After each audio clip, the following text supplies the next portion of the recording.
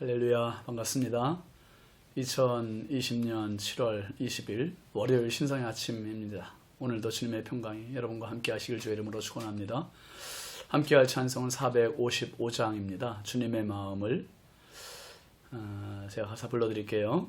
주님의 마음을 본받는 자, 그 마음의 평강이 찾아오면 험악한 세상을 이길 힘이 하늘로부터 임함이로다.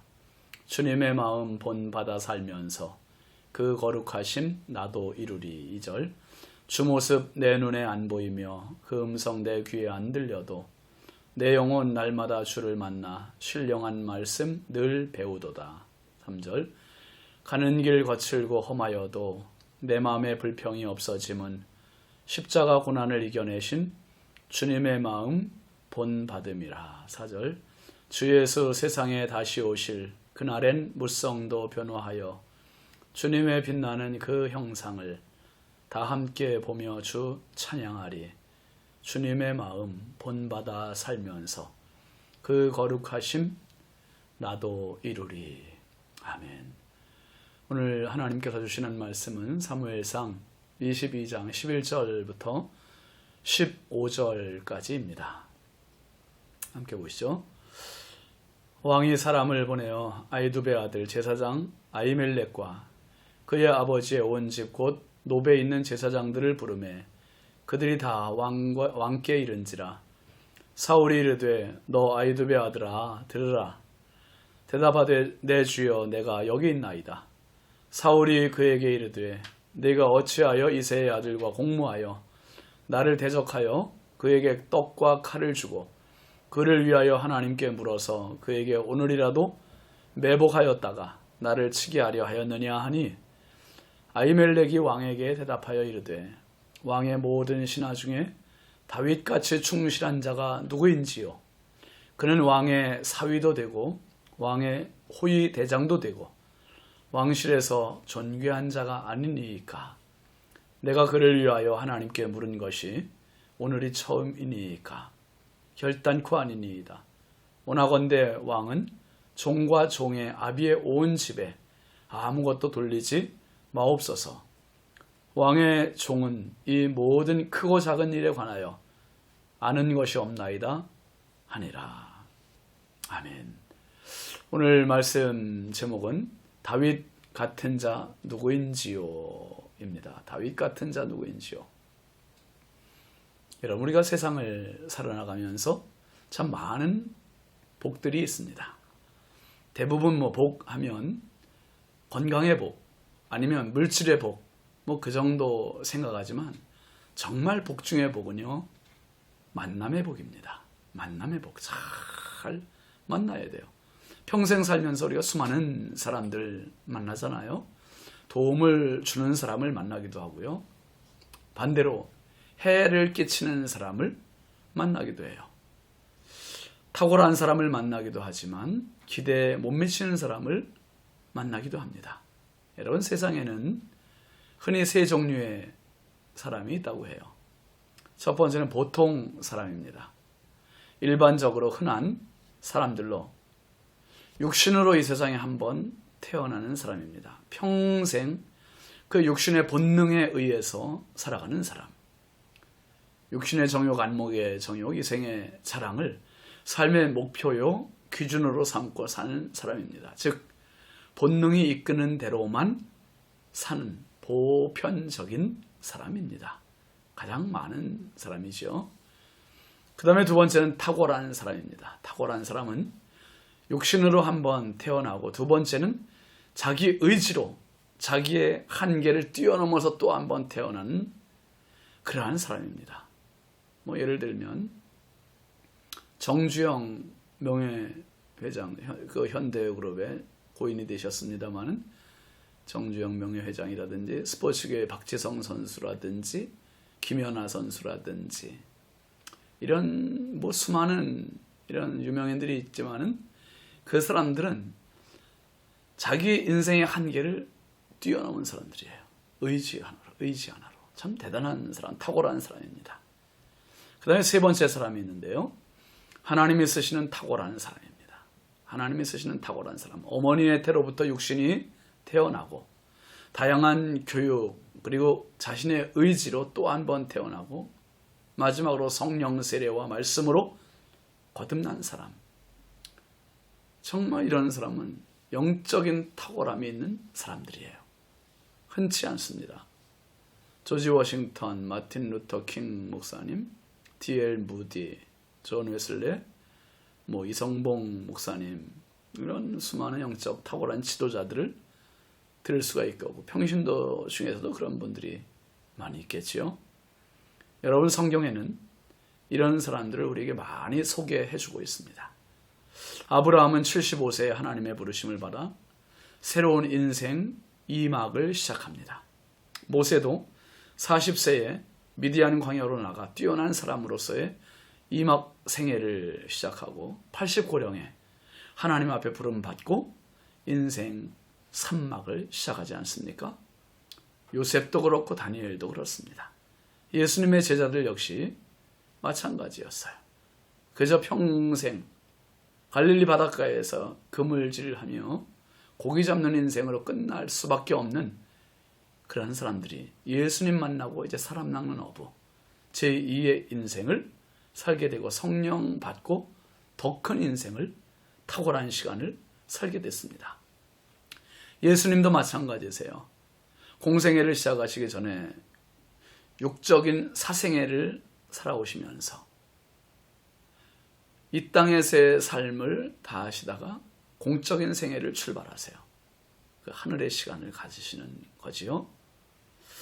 다윗이 모압에서 유다로 돌아왔다는 소식, 그리고 높당 성막에서 아히멜렉 제사장이 떡과 골리앗의 칼도 다윗에게 주었다는 이 도에게 고자질 보고를 사울이 듣고 사울 왕이 오늘 11절 말씀에 이렇게 이야기합니다. 왕이 사람을 보내어 아히두베 아들 제사장 아히멜렉과 그의 아버지의 온 집 곧 노베에 있는 제사장들을 부르매 그들이 다 왕께 이른지라. 사울 왕은 아히멜렉과 노베에 있는 제사장 85명을 불렀습니다. 모든 제사장 소집령을 내린 거지요. 그리고 12절 13절 말씀해 보면 사울이 이르되 너 아히두베 아들아 들으라. 대답하되 내 주여 내가 여기 있나이다. 사울이 그에게 이르되 네가 어찌하여 이새의 아들과 공모하여 나를 대적하여 그에게 떡과 칼을 주고 그를 위하여 하나님께 물어서 그에게 오늘이라도 매복하였다가 나를 치게 하려 하였느냐 하니. 사울은 아히멜렉을 추궁합니다. 제사장을 추궁하는 거예요. 왕이 다윗이라는 이름조차 입에 올리지 않습니다. 다윗을 경멸하는 모습입니다. 이새의 아들과 공모한 자로 지금 아히멜렉 제사장을 몰아세우고 있어요. 사울은 다윗이 매복하였다가 자기를 죽일 것이라고 말하고 있죠. 그리고 그 공모자로 아히멜렉 제사장을 지금 추궁하는 것입니다. 사울 당시에 이스라엘에는 크게 세 사람의 지도자, 영적 지도자가 있었습니다. 사무엘 선지자, 그리고 그 뒤를 이은 갓 선지자, 그리고 당시 엘리 제사장의 증손자였었고 또 대제사장인 아히멜렉 제사장. 이 세 사람이 지금 영적 지도자들이었습니다.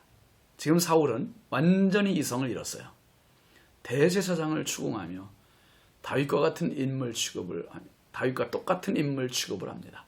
그리고 죽일 기세로 지금 아히멜렉 대제사장을 몰아붙이고 있는 겁니다. 14절 보시죠. 아히멜렉이 왕에게 대답하여 이르되 왕의 모든 신하 중에 다윗같이 충실한 자가 누구인지요? 그는 왕의 사위도 되고 왕의 호위 대장도 되고 왕실에서 존귀한 자가 아니니까. 지금 사울 왕이 아히멜렉을 다윗의 공모자로 공범자로 몰아붙이고 있고 지금 책망을 하고 있으니 이 아히멜렉 대제사장이 왕에게 오히려 다윗을 두둔하고 변호를 하고 있어요. 왕의 모든 신하 중 다윗까지 충실한 자가 누구냐 말이에요. 그는 왕의 사위도 되고 호위 대장도 되고 왕이셔서 가장 존귀한 자가 아니냐고 따져 되묻고 있는 겁니다. 왕정에서는 여러분 왕과 선지자가 항상 같이 나와요. 이스라엘 왕정 500년 시대에는 왕과 선지자가 늘 같이 나오면서 둘이 때로는 대립, 때로는 협력하면서 제사장 나라를 함께 세워가는 겁니다. 그러니까 왕이 제사장 나라를 추구할 때 선지자는 협력을 해요. 예를 들면 다윗이 하나님의 성전을 짓고 싶은 마음이 간절했을 때 나단 선지자가 하나님의 말씀을 받아서 승낙하는 장면이 나와요. 반면 대립은 제사장 나라의 제도를 추구하기보다 왕이 권력을 사유화해서 자기 마음대로 부릴 때 선지자는 단호히 대립각을 세우고 충고를 해야 했던 것입니다. 나단 선지자가 다윗의 음란함을 책망한 것이 그 좋은 예입니다. 그런데 오늘 본문 말씀에서 아히멜렉이 사울 왕에게 이렇게 대립각을 세워 충언을 하고 있는 거예요. 다윗 같은 이러한 충실한 신하가 어디 있느냐고 그렇게 되묻는 거죠. 요셉을 본 애굽의 바로 왕이 이렇게 감탄을 했습니다. 바로가 그의 신하들에게 이르되 이와 같이 하나님의 영에 감동된 사람을 우리가 어찌 찾을 수 있으리요. 창세기 41장 38절 말씀에 그렇게 얘기했죠. 아히멜렉 대제사장이 말한 다윗은 백성들이 아는 다윗입니다. 사울만 지금 다윗의 진가를 모르고 시기와 질투에 매여 죽이기 위해 혈안이 되어 있습니다. 다윗을 이렇게 충성스러운 사람으로 만든 분이 누굽니까? 맞습니다. 하나님이세요. 하나님은 사람을 가꾸어 가시는 분이시고 사람을 만들어 가시는 분이세요. 어떤 일정한 기준까지 하나님 쭉 끌어올리세요. 요셉도 그랬고 모세도 그랬고 여호수아도 그랬고 기드온도 그랬고 베드로도 그리고 오늘 다윗도 다니엘도 수많은 주의 종들을 변화시키셔서 감탄의 주인공으로 만드시는 분, 그분이 하나님이세요. 예수님의 십자가는 우리를 세상의 감탄자로 만드는 그러한 힘이요 능력입니다.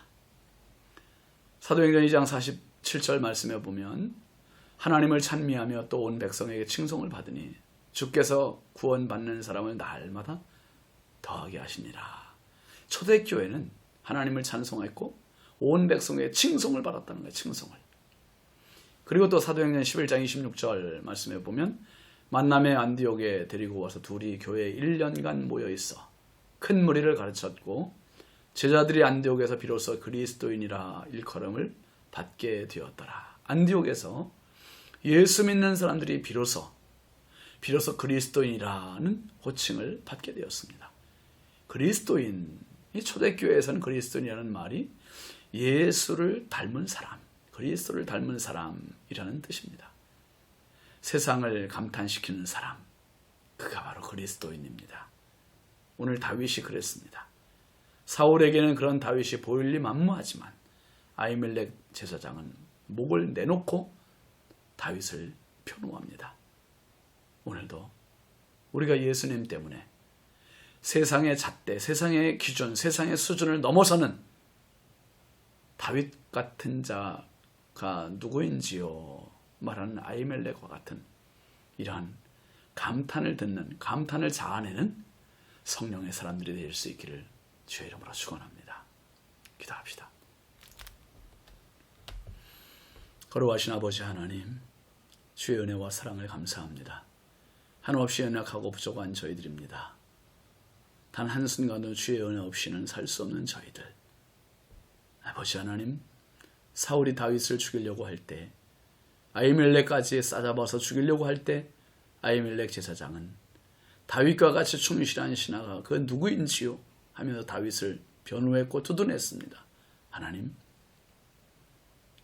아히멜렉 제사장은 다윗을 알아봤지만 사울은 다윗을 알아볼 눈이 없습니다. 주여, 오늘 저희들이 세상의 기준을 뛰어넘는 탁월한 인생을 살게 하여 주옵소서. 지혜를 더하여 주옵소서. 오늘 하루도 사랑하는 성도들의 발걸음을 지켜주시사 어디에 가든지 다윗과 같은, 요셉과 같은, 다니엘과 같은 하나님 인생의 제2막을 살아갈 수 있는 힘을 말씀에서 얻게 하여 주옵소서. 오늘 한날의 삶도 주께서 인도하실 줄 믿사옵고 예수님의 이름으로 축복하며 간절히 기도합니다. 아멘. 오늘도 다윗과 같이 멋진 삶을 살아가는 복된 하루 되십시오. 감사합니다.